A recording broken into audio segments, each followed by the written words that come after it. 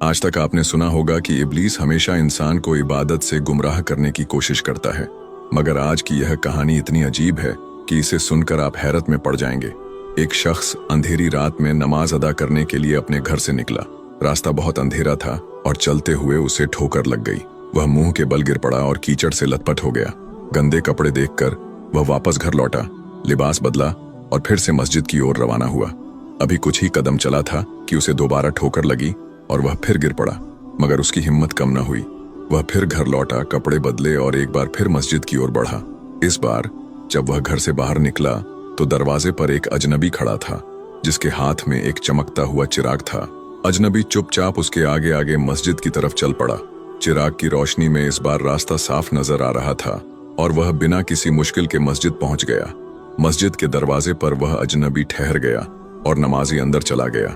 नमाज अदा करने के बाद जब वह बाहर निकला तो देखा कि वह अजनबी अभी भी खड़ा था, मानो उसे घर छोड़ने आया हो। नमाजी को अजनबी पर शक हुआ और उसने उससे पूछा, आप कौन हैं? अजनबी ने जवाब दिया, मैं इब्लीस हूँ। यह सुनकर नमाजी हैरान रह गया और बोला, शैतान मुझे मस्जिद तक कैसे छोड़ने आया? तेरा काम तो लोगों को गुमराह करना है।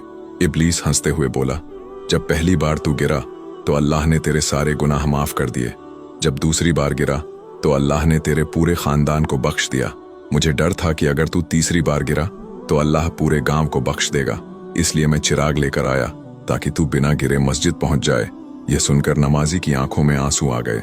उसने सजदे में गिरकर अल्लाह का शुक्र अदा किया कि उसकी मेहनत और नियत को अल्लाह ने कबूल कर लिया।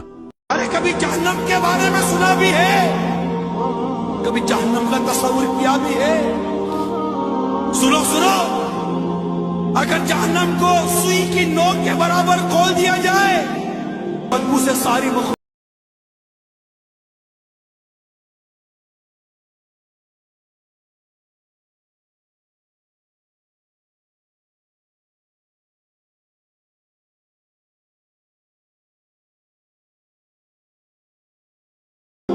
पहले जहन्नम को जो मशरूब पीने के लिए दिया जाएगा वो इस कदर खतरनाक है कि अगर इसका एक डोल दुनिया में बहा दिया जाए तो दुनिया की तमाम खेतियां बर्बाद हो जाए, न अनाज उगे न फल।